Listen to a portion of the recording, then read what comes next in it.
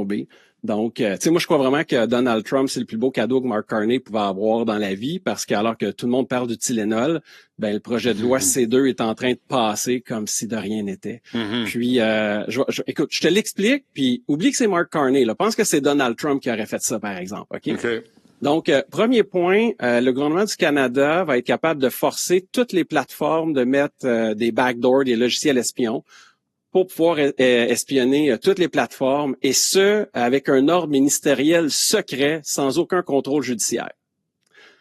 2, les compagnies vont être interdites de divulguer qu'elles ont fait ces portes d'accès au gouvernement sous peine d'amende. On continue, c'est pas fini. Wow. Surveillance bancaire sans mandat. Donc, la police peut demander aux banques de surveiller des clients si elles soupçonnent quoi que ce soit d'illégal. 4, l'interdiction des paiements comptants de 10 000 ou plus. 5, celle-là est délicieuse. Ouverture du courrier personnel par Poste Canada, sans mandat, sans preuve de quoi que ce soit, sans contrôle. On ne nous oblige pas à filmer qu'est-ce qu'ils sont en train de faire, même pas à divulguer à la personne que son courrier a été ouvert. Puis je le répète encore, là, sans mandat. Aussi, la 6, écoute, je l'ai pas juste double fact-checké, je l'ai triple fact-checké. Donc, la police, sans juge, peut exiger d'avoir des divulgations d'informations de n'importe quelle organisation. Donc ça veut dire que la GRC pourrait aller voir une mosquée, un club échangiste, un gym, n'importe quoi, puis dire, donne-moi tes informations, puis si tu refuses d'obtempérer, tu peux avoir une amende. Je sais que c'est surréel ce que je dis, là, mais c'est le projet de loi C2.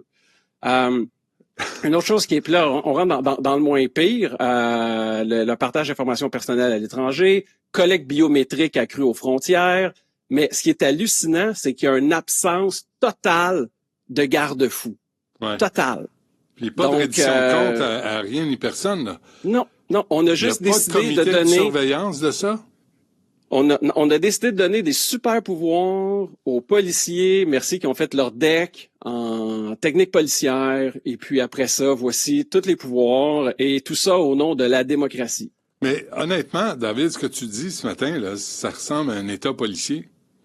Ben, moi, j'invite tout le monde à aller... Si vous voulez pas lire le projet C2, demandez à Perplexity ou à OpenAI, il est où? Prenez le texte de loi, copiez-le dans votre AI, puis ensuite posez vos questions. Mais ça fait peur d'avoir une surveillance comme ça, aléatoire, basée sur aucun critère spécifique. Oh, attends, t'as dit aléatoire. Moi, je crois qu'elle sera idéologique. Aussi. Parce qu'une fois que tu as ton pouvoir d'obliger Facebook, Meta, Gmail, TikTok, WhatsApp d'avoir un logiciel pour accéder à l'ensemble des conversations privées, après ça, tu es capable de trouver tout le monde qui a une opinion sur quelque chose, puis après ça, tu décides d'aller voir leur compte de banque, puis si tu empêches les paiements en argent, et on sait qu'il y a eu des cas de debanking, donc des gens qui ont perdu leur banque sans raison, sans justification, imagine le monde qu'on est en train de bâtir, mais pendant ce temps-là, on parle du Tylenol. OK, j'ai un exemple qui me vient en tête, là, l'exemple d'un suicide d'une adolescente, et elle a un téléphone, et là, les parents soupçonnent qu'elle a été victime d'intimidation sévère, grave à l'école.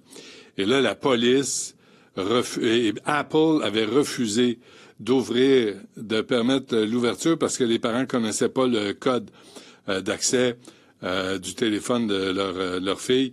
Et là, la police pouvait pas ouvrir, voulait savoir quel genre de message elle avait reçu. Et Apple disait non. Là, il y a comme un entre-deux, là, tu sais, entre Apple qui décide d'intervenir dans une enquête policière et d'avoir le gouvernement qui vérifie, qui surveille des conversations privées. Où est la part des choses, là? Écoute, moi, c'est dans cette espèce de société où tout est binaire sauf les genres. On n'est pas capable de ménager la chèvre du chou, puis on est toujours en train de jeter le bébé avec l'eau du bain. Cette loi-là est préoccupante et on n'entendra pas parler de ça à Radio-Canada ou à la presse, là. Mm-hmm. Et c'est les droits fondamentaux de tous, puis les possibilités d'abus. As-tu pensé si Trudeau avait eu ces pouvoirs-là pendant les truckers, wow! Ouais. Donc, ça m'a jeté à terre. Et en passant, j'invite tout le monde à me fact-checker. Si j'ai fait des erreurs, allez les mettre dans les commentaires YouTube. Je vais tout corriger ça demain. Je l'ai lu barre en barre, puis les deux bras me tombent, et j'espère avoir tort. Mais David, selon toi, quel est le but de cette loi? C'est cette idéologie-là que les gens au sommet savent mieux que nous ce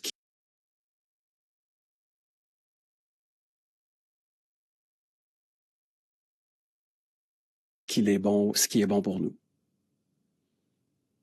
Et aussi, c'est l'espèce de la police de la pensée. Tu sais, c'est même tu ne passes pas à l'acte, mais